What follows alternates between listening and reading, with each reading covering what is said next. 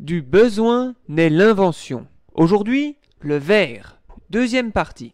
La dernière fois, nous nous étions quittés en pleine Rome antique, et en effet, les Romains savaient alors gérer toutes les méthodes de production du verre. Leur savoir-faire et le besoin aidant feront qu'ils seront les premiers à développer un système de verre coulé plus ou moins translucide, qui avait pour but de recouvrir les ouvertures des bâtiments afin de laisser passer la lumière tout en évitant la perte de chaleur. La vitre était née.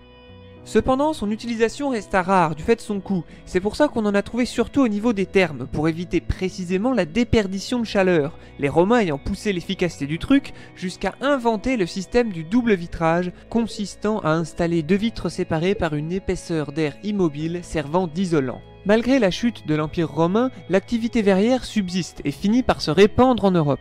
Le christianisme aidera l'industrie du verre en le poussant à son apogée au XIIIe siècle avec le développement des premiers vitraux. Pour les fabriquer, la technique du gars du Moyen-Âge consistait à dessiner sur une planche de bois blanchie à la craie les traits et les ombres du dessin. Ensuite, il indiquait par une lettre la couleur de chaque partie du dessin. À ce moment, il ne restait plus qu'au vitrier qu'à découper les morceaux de verre et de les assembler afin de former une jolie mosaïque, tout en prenant soin de laisser un espace entre chaque morceau de verre pour y mettre du plomb afin que l'ensemble puisse tenir en place. Il ne restait alors plus qu'à peindre le verre avec des mélanges de pigments issus de pierre, créant des couleurs impossibles à reproduire aujourd'hui dues à la standardisation des méthodes de production. Puis les maisons bourgeoises commencent à avoir leurs propres vitres, elles aussi constituées de plusieurs morceaux de verre maintenus en place par du plomb, comme celle-ci, comme on dit en cul de bouteille. Comme vous pouvez le constater, on était bien loin du verre parfait qu'on a aujourd'hui. À cette époque, le verre était notamment chargé de bulles d'air et de déformations. Ce qui veut donc dire qu'à l'époque, pour savoir qui est-ce qu'il y avait de l'autre côté de la vitre, il fallait très clairement savoir faire appel à son sens de sa déduction et à son bon sens. Ça alors? Un cheval qui parle? Non, en fait c'était à Beldoche. La Renaissance arrivant, certains États prirent des avances considérables pour ce qui était de la production et la maîtrise du verre. Ce fut notamment le cas de Venise, dont les secrets de production du verre qui faisaient tourner toute une économie étaient jalousement gardés, au point qu'on avait créé une sentence spéciale pour les traîtres éventant les secrets des grands verriers vénitiens. La sentence consistait en une dague de verre dans le bide. Alors, pourquoi de verre? Parce que justement, elle se brisait dans le ventre, ce qui faisait qu'il y avait plein de petits morceaux de verre que le médecin était incapable de retirer, ce qui faisait qu'au final, le traître mourait dans d'atroces souffrances. Une petite tradition régionale bien sympathique, ma foi, qui a dû en dissuader plus d'un. Le temps passe et le verre trouve de nouvelles applications. Ses propriétés magnifiantes entraînent l'invention des lunettes correctrices, dont nous parlerons dans un autre épisode qui lui sera spécialement consacré. L'exploitation de ces propriétés magnifiantes par le biais de lentilles permet également de mettre au point des appareils scientifiques comme la lunette astronomique, le microscope ou même le prisme permettant de décomposer la lumière. Et bien entendu, n'oublions pas tout un ensemble de matériel de chimie, à l'image des alambics, des ballons, des burettes, tous de verre car ils possèdent cette très importante qualité de résister à la corrosion.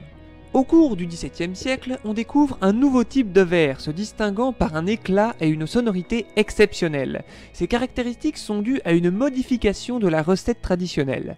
Au cours de son élaboration, on remplace en effet la chaux par de l'oxyde de plomb. Ouais, c'est pas faux. C'est le changement de ce simple ingrédient dans la formule millénaire du verre qui donnera naissance au cristal.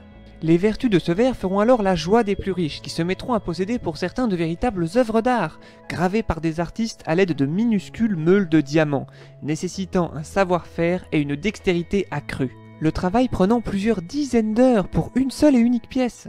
Le luxe ira jusqu'à faire peindre ces pièces avec de la peinture d'or. Ouais, sans déconner, Le verre gardait cependant de grands inconvénients car il restait en effet particulièrement fragile.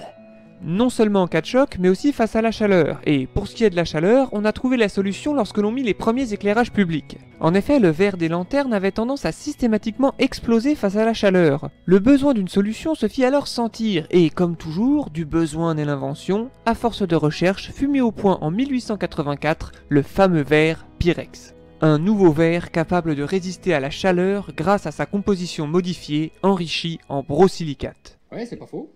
Bref, le verre avait enfin une résistance élevée à la chaleur et a vite quitté les réverbères pour aller également se trouver un nouveau lieu de prédilection qui est nos cuisines, pour nous aider à préparer nos petits pintas d'eau.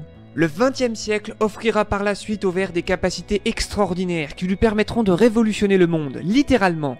Mais cela sera développé dans la troisième et dernière partie de cette série sur le ver. Il ne me reste donc plus qu'à vous dire à bientôt pour cette dernière partie, mais ça, c'est bien sûr si vous le voulez bien.